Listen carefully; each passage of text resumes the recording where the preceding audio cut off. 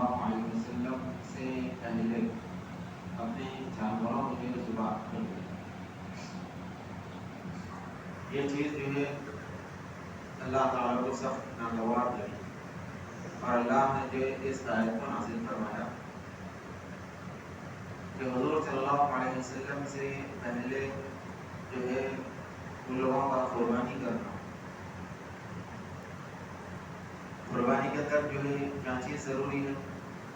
قربانی میں جو ہے جانور کا صحیح سالم ہونا، جانور 1 سال کا ہونا، اور عید الاضحیٰ کے دن ذبح کرنا اور نماز پڑھ کے جو ذبح کرنا. تو وہ سارے شرائط جو پائے گئے اس دن. جانور بھی صحیح سالم تھا، جانور کی عمر بھی برابر تھی، اور دن بھی جو ہے عید کا تھا، اور نماز کے بعد جو ہے پڑھ کر کے زبان کی. پھر بھی اللہ تعالیٰ جو ہے فرمایا کہ یہ قربانی قبول دی. وجہ یہاں پر کیا ہوئی کہ سارے شرائط پائے گئے، لیکن اصل جو بنیادی شرط جو ہے حب رسول، حضور صلی اللہ علیہ وسلم کی محبت، سرکار دو عالم صلی اللہ علیہ وسلم کی تعظیم یہاں پر موجود نہیں.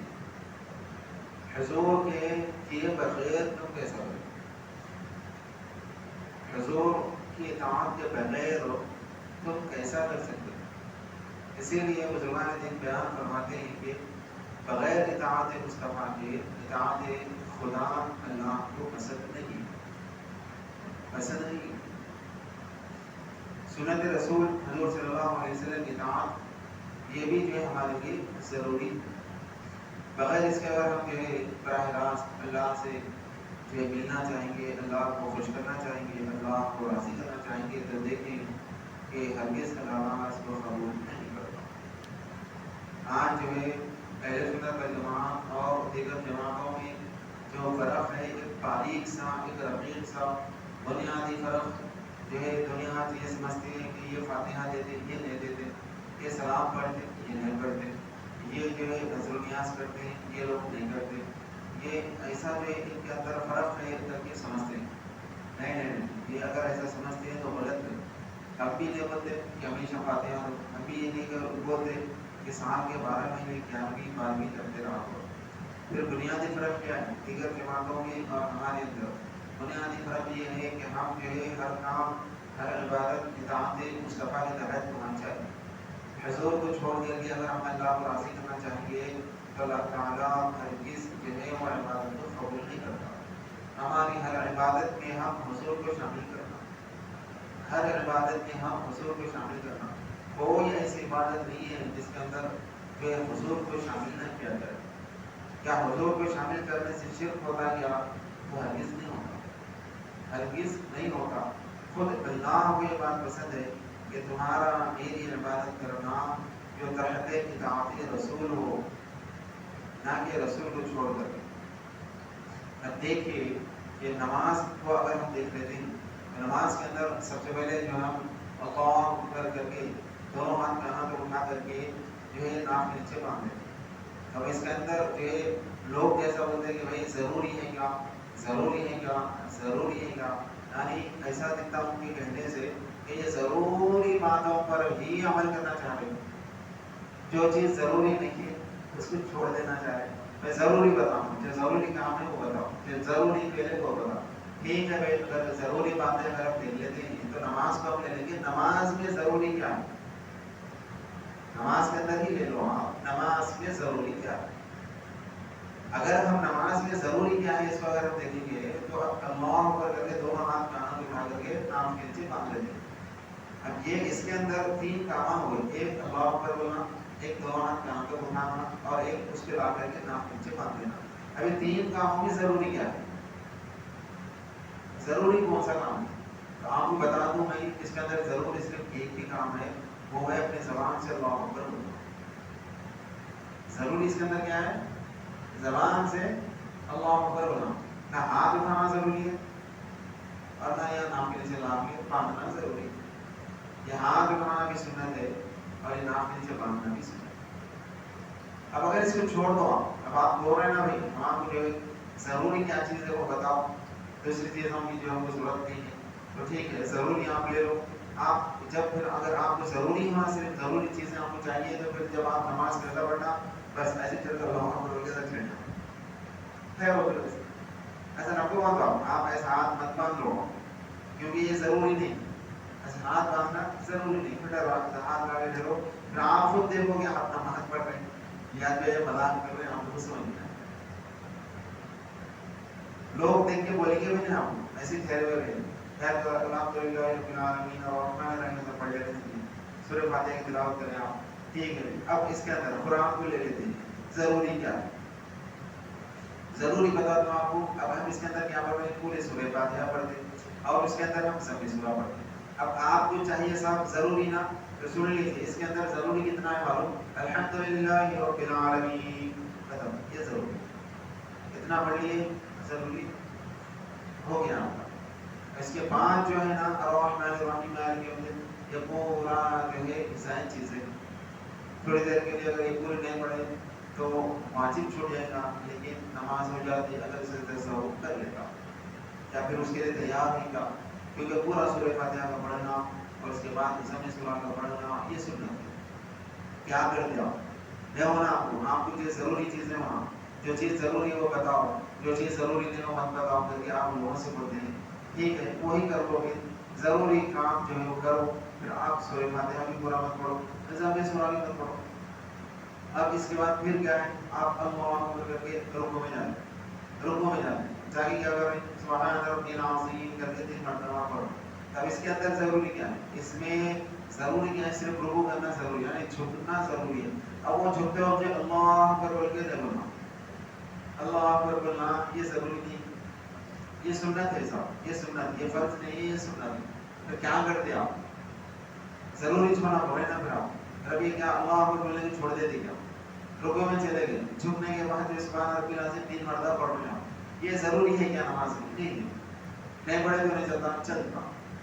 جو چیز ضروری نہیں ہے کیوں چھوڑ دو پھر کیا کرتے آپ چھوڑ دیتے کیا چھوڑ دیے اس کو بھی چھوڑ دے. پھر اس کا سمیع اللہ لمن حمیدہ کر کے رکوع سے اٹھو یہ سمیع اللہ لمن حمیدہ نماز میں بولنا ضروری ہے کیا نہیں یہ بھی ضروری نہیں. پھر اس کو کیا کرتے ہیں چھوڑ دیتے کیا ٹھیک ہے چھوڑو. ابھی کیا ہے اس کے بعد پھر اس کے بعد ربنا ولک الحمد پڑھ رہے ہیں یہ ضروری ہے کیا یہ بھی نہیں چھوڑ دو اس کو بھی ٹھیک ہے. اس کے بعد اللہ اکبر کر کے سجدے میں جائیں یہ اللہ اکبر بولنا ضروری ہے کیا نماز میں نہیں بولے تو نہیں ہوتا کیا نہیں صاحب یہ بھی ضروری نہیں. کیا کرتے ہیں چھوڑ دیتے اس کو بھی چھوڑو اس کو. اب اس کے بعد کیا ہے سجدے میں چلے گئے سجدہ کیا ہے فرض ہے ٹھیک ہے یہ اس کو ادا کر لے رہے ہیں پیشانی ٹکا دی ہاتھ ٹکا دی 2 ہاتھ 2 گھٹنے 2 پیر ٹکے ہاتھ ٹکے سجدہ ہو گیا. اب اس کے اندر سبحان ربی الاعلیٰ پڑھ رہے ہیں یہ ضروری ہے کیا نہیں ہے یہ بھی ضروری.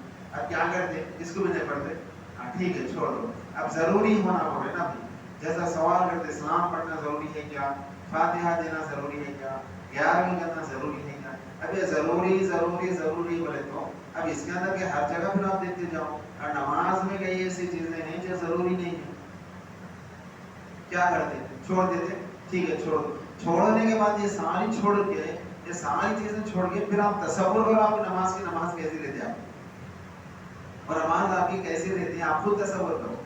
آگے سے ٹھہرو پھر یوں رکو جاؤ یوں اٹھو ایسا دکھتا ہے دیکھنے والے جو ہے دیکھ کے بولتے ہیں کہ کیا کر رہا ہے تو نماز پڑھ رہا نہیں اٹھ بیٹھ دھرنا مار رہا بولتے کہ نہیں بولتے بالکل بولنے والی بات ہے بھائی. ضروری کر کے جو ہے ایسا نہیں رہتا جو ہے آپ کو جو ہے یہ بھی دیکھنا پڑتا ہے فرض کیا ہے آپ کو یہ بھی دیکھنا پڑتا ہے واجب کیا ہے آپ کو یہ بھی دیکھنا پڑتا ہے سنت کیا ہے آپ کو یہ بھی دیکھنا پڑتا ہے اس میں مستحب چیزیں کیا ہے نوافل کیا ہے. اس ساری چیزوں کو ملا کر کے جگہ جو ہے مختلف چیزوں کو ملا کر کے جب بنتے ہیں تو اس کی ایک رونق آتی ہے اس کی ایک خوبصورتی آتی ہے. اور پوری چیزیں مل کر کے جو ہم نماز پڑھتے ہیں اس میں فرض بھی ہے اس میں واجب بھی ہے اس میں سنت بھی ہے اس میں نفل بھی ہے.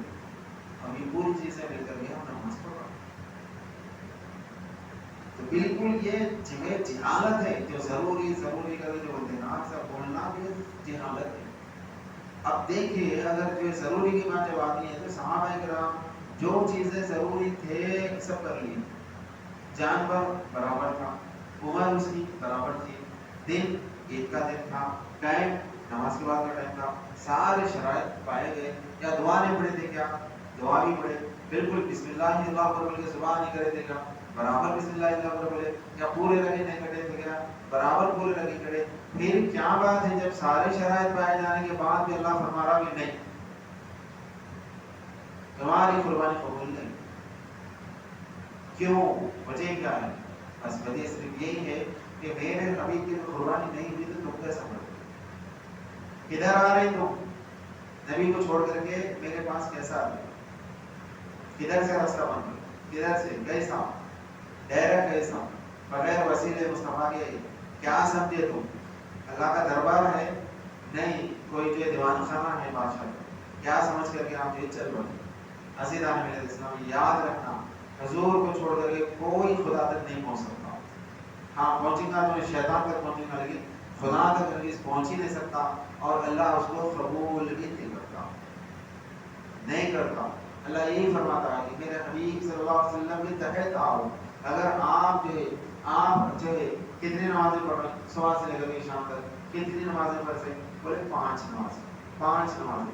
اب اگر آپ بولے کہ مصعب جو صبح فجر پڑھنے کے بعد ظہر تک بہت کافی ٹائم ہے نا، ایک نماز اس کے اندر ہم کاٹ کر لیں گے، 11 بجے بھی ایک نماز ہم پڑھیں گے. ظہر پڑھنے کے بعد اثر تک کافی ٹائم ہے نا، اس میں بھی ایک نماز پڑھیں گے. لہٰذا 5 کی بجائے 7 پڑھیں گے. 7 بنا کر کے ہم اللہ کی عبادت کریں تو اللہ اور خوش ہو جاتا ہے نا. تو اب وہاں پر سوال یہ پیدا ہوتا ہے کہ ٹھیک ہے تم 7 پڑھ رہے ہیں، لیکن تمہارے نبی پڑھے گا؟ تمہارے نبی پڑھے کیا 7 نمازیں؟ نہیں. تو جب تمہارے نبی نے پڑھے تو پھر تم بھی نہ پڑھو، اس کو مت پڑھو، کیونکہ جو ہے اللہ کے پاس وہی عبادت قبول ہے جو نبی کرے، وہی طریقہ قبول ہے جو نبی کرے. وضو میں بولے 3 مرتبہ ہی دھونا، 4 مرتبہ دھوئے تو اور زیادہ صفائی حاصل ہوتی نا؟ ہاں بالکل ہوتی. مگر تمہارے نبی کرے کیا 4 مرتبہ دھوئے کیا؟ نہیں دھوئے. پھر تم بھی نہیں دھونا. تم جو ہے حضور سے بڑھ کر کے عبادت کر کے اب اللہ کو راضی کرتے ہوئے تو اللہ ہرگز راضی نہیں ہوتا، بلکہ الٹا اس کا انعام تم پر نازل ہوگا، کیونکہ اللہ کو ہرگز پسند نہیں ہے. تم بس وہی کرو جتنا کہ مصطفیٰ نے تم کو بتایا. ایکسٹرا اوور کرنے کی ضرورت نہیں، ایکسٹرا اوور کرنے کی ضرورت نہیں. من آتاکم الرسول فخذوہ وما نہاکم عنہ فانتہوا. جو تم سے کہا گیا ہے وہ کرو، میرے رسول جو کہتے ہیں وہ کرو، اور جس چیز سے منع کرتے ہیں رک جاؤ. حد سے زیادہ ہم ایڈوانس اوور بن کے جو کریں گے وہ نہیں ہوگا. کتنے روزے رکھنا ہے نبی کتنے بتائے؟ کیا بولے آپ کے پیغمبر؟ ہمارے پیغمبر نے آپ کو یہ بتایا ہے کہ ابتدا رمضان سے لے کر کے شوال کا چاند اتنے تک رکھنا، بس کافی، بس. اللہ یہی 32 یا 30 روزوں سے ہی خوش ہوگا. نہیں ہم اور مزید اضافہ جو اور 15 دن بڑھا کر کے 1 مہینے کی وجہ 1.5 مہینہ رکھتے بولے تو نہیں ضرورت نہیں. اللہ کو تمہارے ایکسٹرا عبادت کی ضرورت نہیں ہے. اللہ کو صرف وہی پسند ہے جو مصطفیٰ کی، جو نبی کی. اس لیے اللہ فرماتا ہے لا تقدموا بین یدی اللہ ورسولہ. اللہ اس کے رسول سے زیادہ حد سے بڑھنے کی ضرورت نہ کرو. اللہ اس کے رسول پر حد سے زیادہ بڑھنے کی ضرورت نہ کرو. وہ جس طرح کہتے ہیں وہ سچ سنو. یہ تمام مسلمانوں کے لیے جو ہے ضروری ہے. تو عزیزان ملت اسلام میں تب سے صحابہ کرام جو حدیث میں آ جاتے ہیں اور مزاج ان کا یہ بن جاتا ہے کہ اس حد تک مجھے ان کے اندر آج سے سارے آ جاتی ہے. حضور پوچھتے ہیں کہ آج کون سا دن ہے تو وہ اپنی جرت سمجھ کر کے آگے بڑھ کر کے ہرگز یہ نہیں بولتے کہ رسول اللہ آج جو ہے فلاں دن ہے، آج جمعہ کا دن ہے، آج ہفتہ ہے، آج اتوار کر کے معلوم رہتے پر بھی نہیں بولتے. کیا بولتے؟ اللہ اس کے رسول کو معلوم کہ آج کون سا دن. حضور پوچھتے ہیں آج کیا تاریخ ہے، صحابہ بولتے اللہ اس کے رسول کو معلوم ہے. معلوم رکھتے ہوئے بھی جو نہیں بولتے تھے. وجہ صرف یہی تھی کہ پتہ نہیں کہ رسول کیا بولتے. آج کا دن ہفتہ ہے کہ اتوار ہے. آج اگر ہفتہ ہے ہم کو معلوم ہے آج ہفتہ ہے، کیا معلوم کہ حضور آج اتوار بتا دیں. اگر حضور آج اتوار بتا دیں تو پھر آج اتوار ہی ماننا پڑے گا، کیونکہ حضور جو بولے وہی، حضور جیسا بولے ویسا. ہم اپنی ساری مرضی کو جو ہے ملیامین کرتے تھے، ہماری مرضی کچھ نہیں، حضور جیسا کہیں ویسا. آج فلاں تاریخ ہے تو وہی تاریخ، فلاں دن ہے تو وہی دن ہمارے لیے. ہم اپنے ذہنوں کو جو ہے نہیں لڑائیں گے، ہم اپنی عقلوں کو نہیں دوڑائیں گے. بس اس حد تک جو ہے مطیع فرما بردار ہو گئے تھے کہ حضور جیسا کہتے ویسا کرتے صحابہ.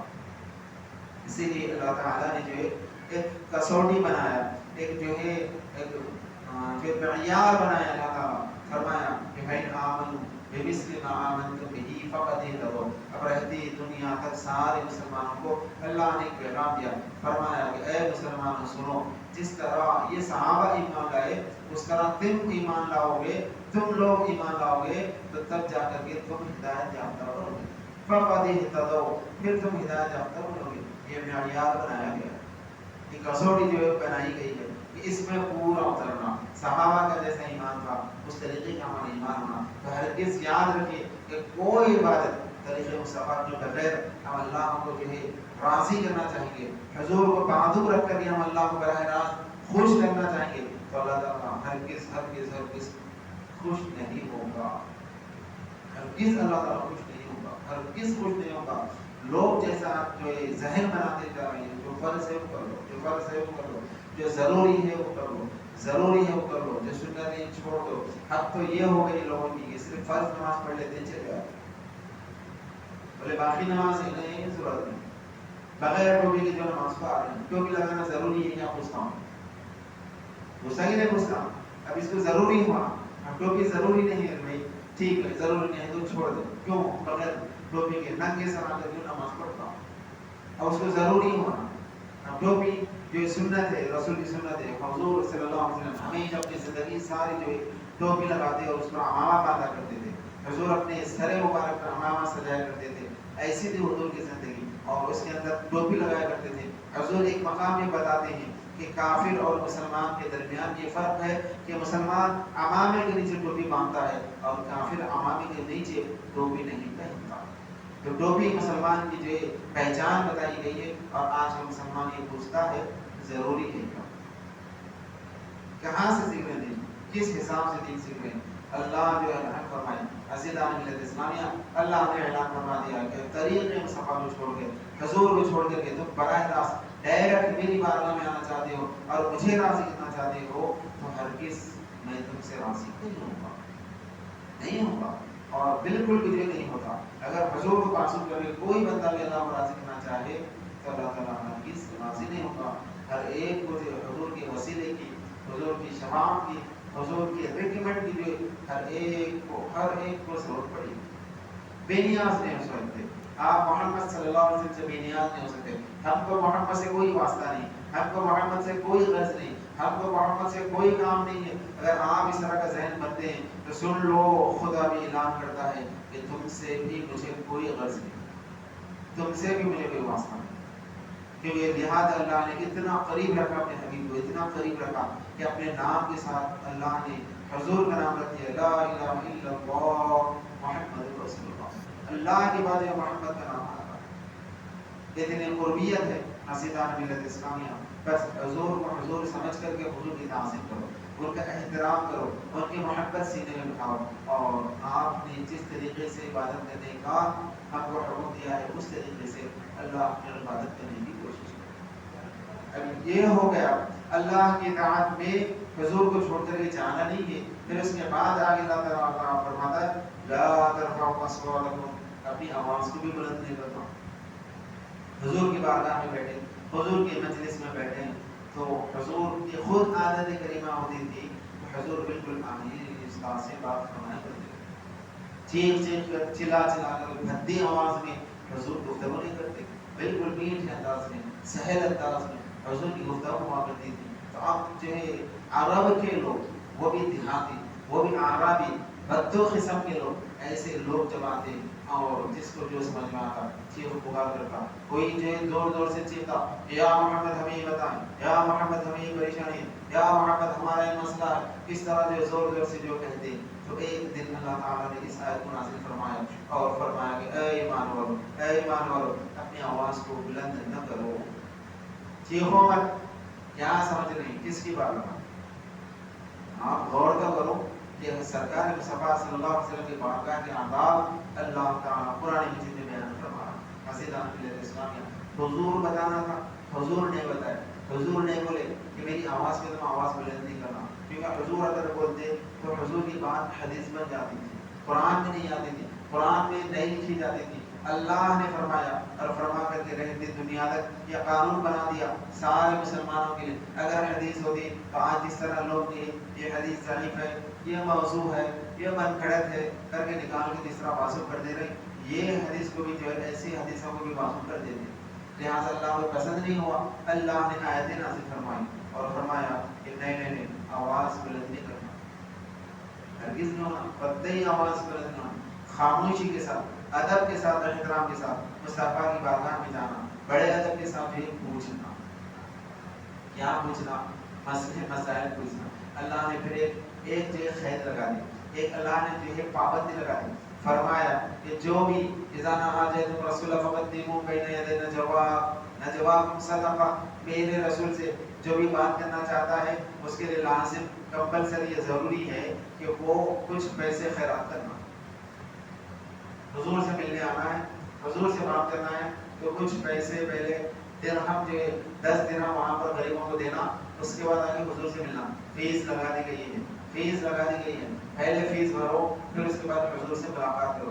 حسیدان ملت اسلام ہے ایسی پابندی لگا دیا تھا اللہ تعالیٰ نے، پھر لوگ پریشان ہو گئے، لوگ بولے کہ ہمارے پاس پیسہ نہیں ہے لیکن حضور ہم آپ سے ملنا چاہتے ہیں، ہم آپ سے بات کرنا چاہتے ہیں۔ تو پھر اللہ تعالیٰ نے جو ہے لوگ جب جو ہے عاجزی کرنے لگے اور جو معاوضہ کرنے لگے تو پھر اللہ تعالیٰ نے یہ پابندی کو ہٹا دیا، اٹھا دیا۔ ٹھیک ہے، اچھی بات ہے، بغیر پیسے دے گے تو نبی سے مل سکتے ہو، لیکن اس ایک بات کا خیال رکھنا کہ تمہاری آواز بلند نہ ہونی پائے، بلند نہیں ہونا،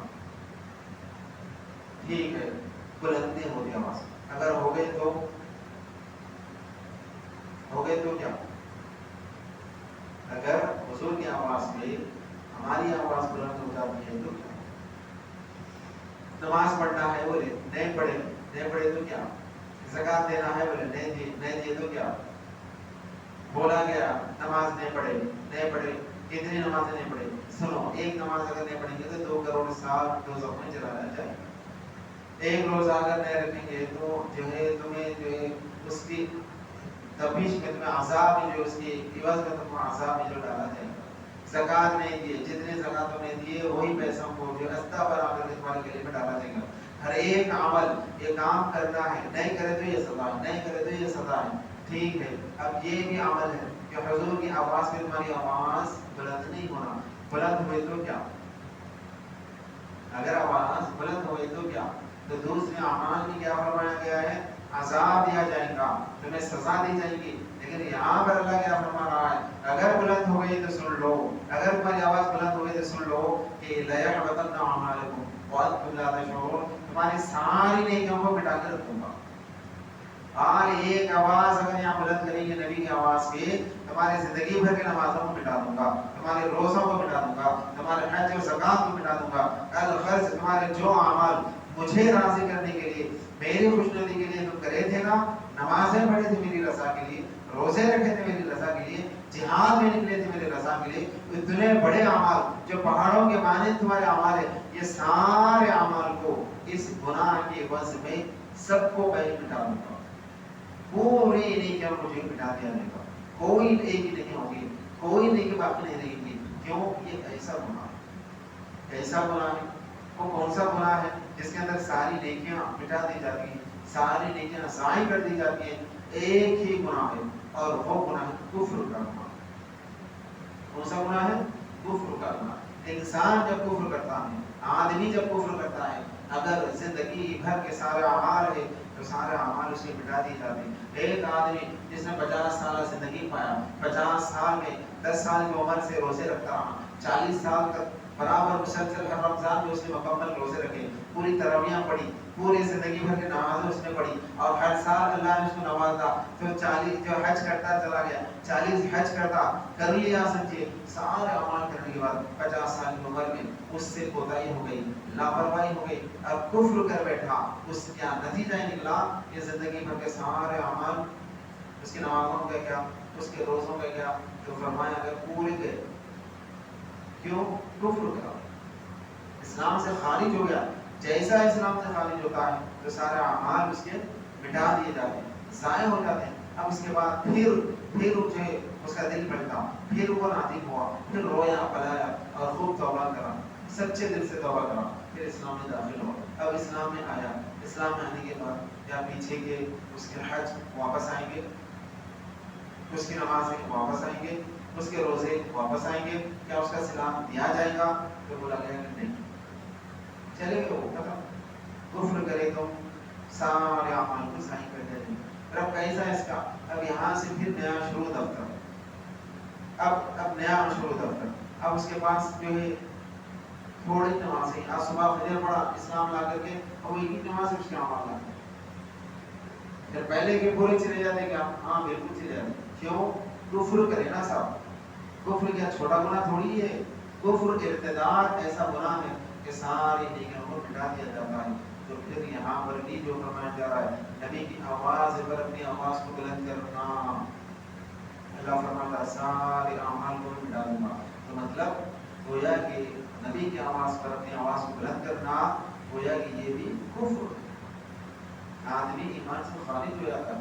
مذاق سمجھے گا نبی کی شان بولے تو، نبی کی عظمت بولے تو اللہ کو ہرگز یہ گوارا نہیں کہ میرے نبی کی آواز پر تم اپنی آواز کو بلند کرو. تب یہ حکم کب ہے؟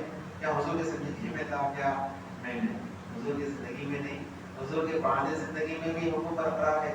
لہٰذا آج بھی جو حجاج جو ہے مدینے کو زیارت کے لیے جائیں تو ان کے لیے لازم ضروری ہے کہ دبے پاؤں جو ہے وہاں پر جائے، اپنے پیروں کی آواز بھی نہ آئے، اتنے احترام کے ساتھ، اتنے ادب کے ساتھ، سر جھکائے، بالکل خاموشی کے ساتھ، لب پر کوئی گفتگو نہ ہو، درود پڑھتا ہوا حضور کی بارگاہ میں پہنچے، چیخ و پکار کرتے ہوئے، چیختے چلاتے ہوئے، ادھر ادھر کی باتیں کرتے ہوئے جائے گا.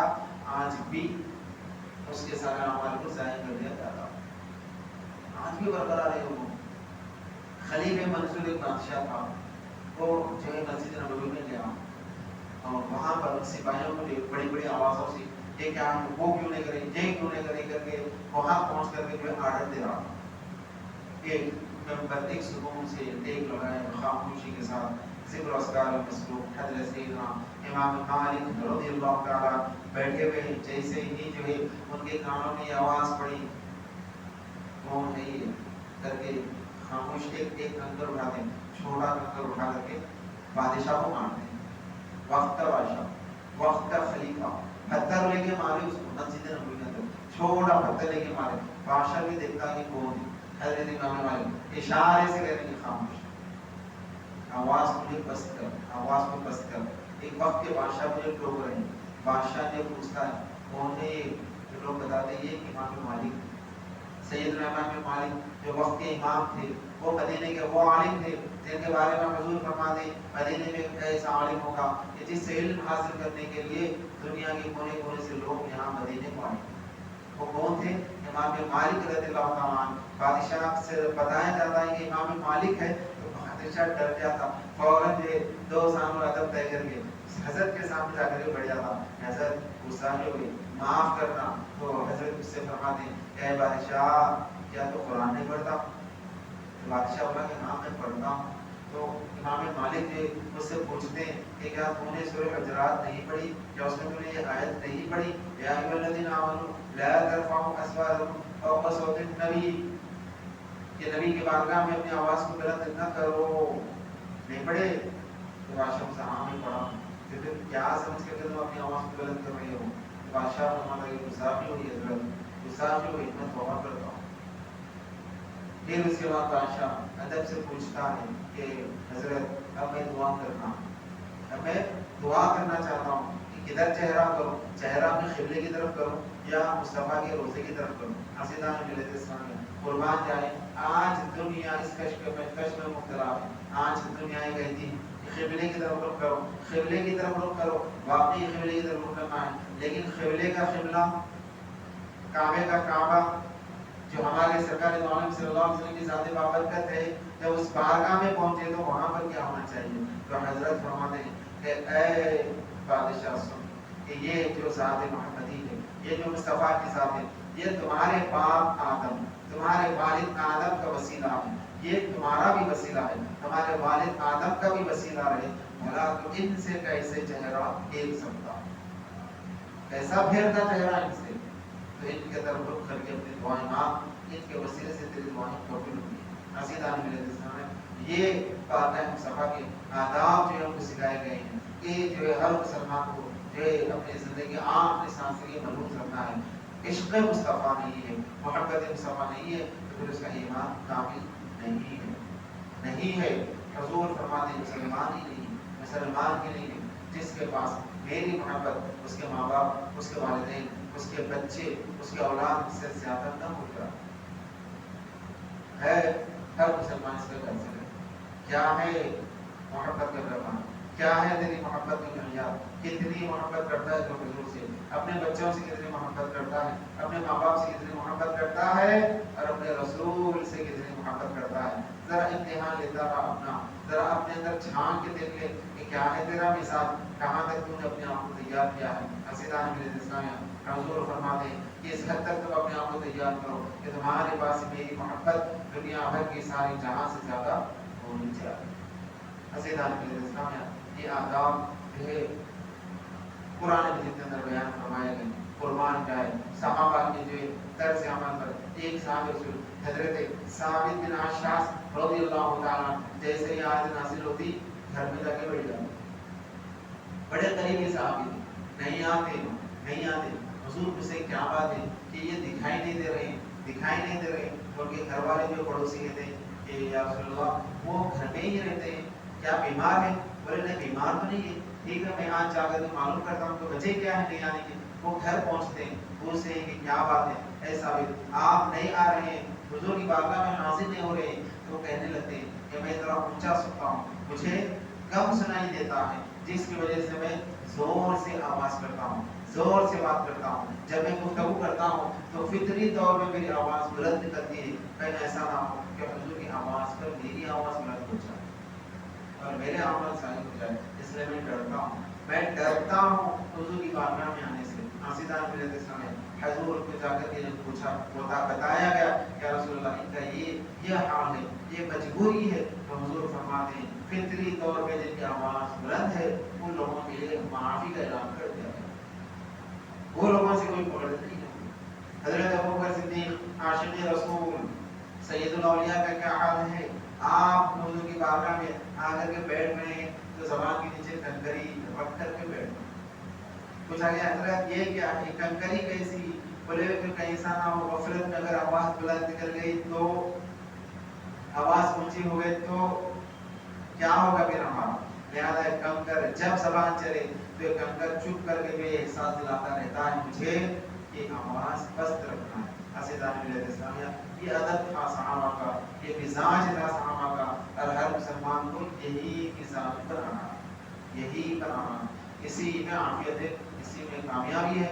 اگر یہ نہیں کر پائیں گے، یہ اگر آپ نہیں اپنا پائیں گے تو پھر نجات پانا مشکل سے مشکل ترین ہو جائے گا۔ اللہ سے دعا ہے کہ جتنا ہم کہتے ہیں سنتے ہیں اسے کئی زیادہ ہمیں ہماری توفیق عطا فرمائے۔